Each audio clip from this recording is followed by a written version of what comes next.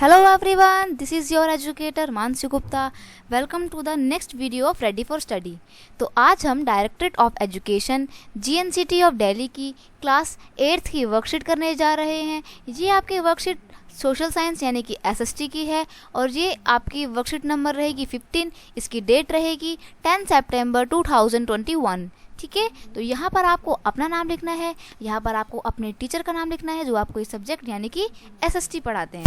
ठीक है, तो हम आज की जो आपकी वर्कशीट है इसमें आपकी जो पॉलिटिकल की बुक है उसका ही चैप्टर नंबर 8 पढ़ रहे हैं, कन्फ्रंटिंग मार्जिनलाइजेशन. ठीक है, तो आज भी हम उस अपने माइनॉरिटी वर्ग के बारे में पढ़ेंगे, मार्जिनलाइजेशन. और इस वर्कशीट में ये है कि जो मार्जिनलाइजेशन तबका है, जो हाशियाई लोग हैं यानी कि जो डिप्राइव लोग हैं, उनको बचाने के लिए, उनको किसी भी प्रकार के डिस्क्रिमिनेशन से बचाने के लिए, एक्सप्लॉइटेशन से बचाने के लिए गवर्नमेंट ने कौन कौन से लॉज जो हैं बनाए हैं, इनेक्ट किए हैं.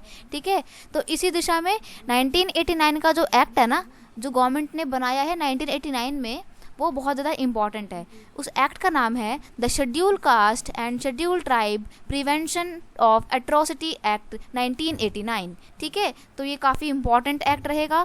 ज़्यादा डिटेल में नहीं जाएंगे, आप खुद से वर्कशीट पढ़िएगा. ठीक है, फिर यहाँ पर आ जाएगा कि आदिवासी जो हैं उनसे उनकी ज़मीन छीनती जा रही है, तो वो जो है डिमांड कर रहे हैं कि हमारी ज़मीन को ना छीना जाए, और अगर हमसे हमारी ज़मीन जो है वो छीनी भी जाती है, ठीक है, तो उसके बदले में हमारे को एक अच्छी तरीके से अच्छी जगह पे रिहेबिलिटेशन मतलब दोबारा से बसाया जाए. ठीक है, जो डिस्प्लेस लोगों को यानी कि जो विस्थापित लोग हो गए. ठीक है, ये सब रहेगा आपका. हम डायरेक्ट आते हैं क्वेश्चन आंसर में. पहला क्वेश्चन है, what was the need of enacting the schedule caste and schedule tribe prevention of atrocity act 1989. तो क्या ज़रूरत पड़ी थी सरकार को 1989 का एक्ट लाने की. ठीक है, और एक्ट का नाम क्या है, schedule caste and schedule tribe prevention act. ठीक है, नेक्स्ट क्वेश्चन रहेगा, what are the main provision of schedule caste and schedule tribe prevention of atrocities act. ठीक है, इस जो एक्ट लाया था 1989 में, इसके क्या क्या प्रोविज़न है, इसमें क्या क्या प्रावधान की गए हैं, या फिर इसमें क्या क्या बातें कही गई हैं, मार्जिनलाइज लोगों को बचाने के लिए इसमें कौन कौन सी बातें कही गई हैं, कौन कौन सी पॉलिसीज़ हैं. ठीक है, ये सब आएगा इसमें. तो अभी हम डिस्कस करेंगे सब कुछ डिटेल में अपने आंसर्स में. ठीक है, नेक्स्ट है, describe the way by which the tribal habitats are shrinking. वो तरीके बताइए कि किस तरीके से आदिवासी लोगों का जो घर है, घर बार जो है वो सिकुड़ता जा रहा है. ठीक है, नेक्स्ट क्वेश्चन रहेगा, how the demand of tribes were meet by the act of 1989. तो 1989 का जो ट्राइबल एक्ट बनाया गया गवर्नमेंट द्वारा, उसने किस तरीके से इन आदिवासी लोगों की, ट्राइबल लोगों की, मार्जिनलाइज लोगों की डिमांड्स को पूरा किया. ठीक है, तो पहला क्वेश्चन है, what was the need of enacting. तो ये जो लॉ लाई थी गवर्नमेंट, कौन सा law, schedule caste and schedule tribe prevention act 1989 लाई थी गवर्नमेंट, इसकी क्या ज़रूरत थी. ठीक है, schedule caste and schedule tribe prevention of atrocities act 1989 act is enacted in our country to protect the people of marginalize community. Protect मतलब होता है रक्षा करना, यानी कि जो मार्जिनलाइज लोग थे उनको प्रोटेक्ट करने के लिए, उनको किसी भी तरीके के डिस्क्रिमिनेशन और एक्सप्लॉइटेशन से बचाने के लिए इस लॉ को गवर्नमेंट ने इंट्रोड्यूस किया था. और कब किया था, 1989 में. ठीक है, नेक्स्ट क्वेश्चन रहेगा, ये क्वेश्चन थोड़ा बड़ा है. ठीक है, ये बहुत इंपॉर्टेंट क्वेश्चन है, इसीलिए मैंने इसको कोशिश करी है कि पॉइंट में आंसर दें. देखिए, आपका आंसर बड़ा हो जाएगा, लेकिन अगर आप कोई भी आंसर पॉइंट्स में लिखते हैं तो इससे टीचर पे एक अच्छा इम्पैक्ट पड़ता है, वो आपको इजीली नंबर देते हैं खुल के. ठीक है, तो कोशिश कीजिए कि आप बड़ी क्लास में आ रहे हैं तो पॉइंट्स में आंसर लिखें. क्वेश्चन है, what are the main provision of the schedule caste and schedule tribe prevention of atrocity act. तो इस एक्ट के क्या क्या प्रोविजन है, क्या क्या इसके अंदर बात कही गई है, प्रावधान क्या क्या है, वो पढ़ेंगे हम. तो number 1, provision of punishment for the forcing a person belonging to SC/ST to eat drink any inedible substance. यानी कि SC/ST वर्ग के लोगों को कोई भी ऐसी चीज़ खिलाना और पिलाना जो खाने योग्य नहीं है, उसको रोका गया है. और अगर कोई भी इंसान ऐसी प्रैक्टिस करता है फोर्सफुली खिलाने पिलाने की, तो उसके खिलाफ जो है उसके अगेंस्ट में एक्शन लिया जाएगा.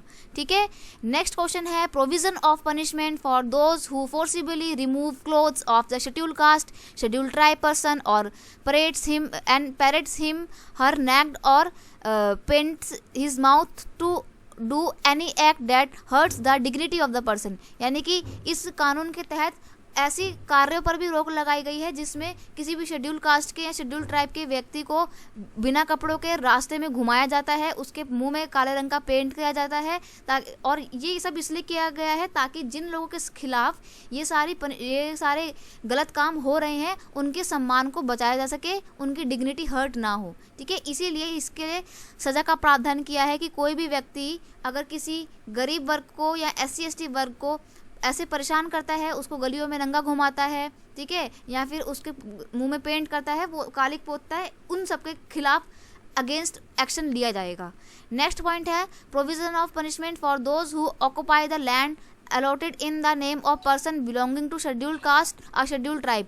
अगर कोई व्यक्ति शेड्यूल कास्ट या शेड्यूल ट्राइब के लोगों को दिए हुए ज़मीन को छीनने का प्रयास करता है तो उस व्यक्ति के विरुद्ध में, उस व्यक्ति के खिलाफ अगेंस्ट जो है पनिशमेंट दी जाएगी और अगेंस्ट में टफ एक्शन लिया जाएगा।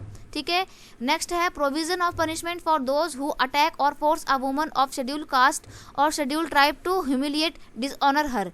और उस इंसान के खिलाफ भी पनिशमेंट का प्रावधान किया गया है और उसके खिलाफ जो है क्या कहते हैं एक्शन लिया जा सकता है जो SC ST वुमेन्स के साथ गलत व्यवहार करता है, ठीक है, और उनका शोषण करता है।